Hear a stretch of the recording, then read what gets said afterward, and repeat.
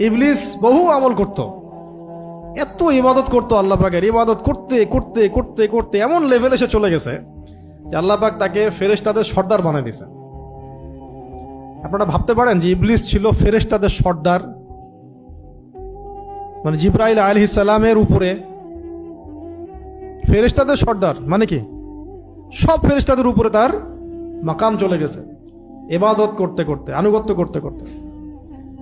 একটা পর্যায়ে কি হলো, আল্লাহ পাক একটা আদেশ করলেন, আদমকে সিজদা করো।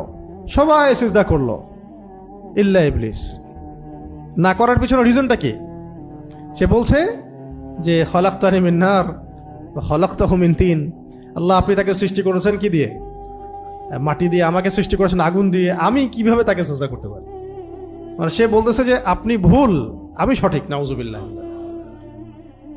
আবা ওয়াস্তাকবারা, আল্লাহ পাক দুটো শব্দ বলেছে, আবা ওয়াস্তাকবারা। উদ্ধত হলো এবং অহংকার প্রদর্শন করলো, অবাধ্য হলো, অহংকার প্রদর্শন করলো, ব্যাস। আবা ওয়াস্তাকবারা।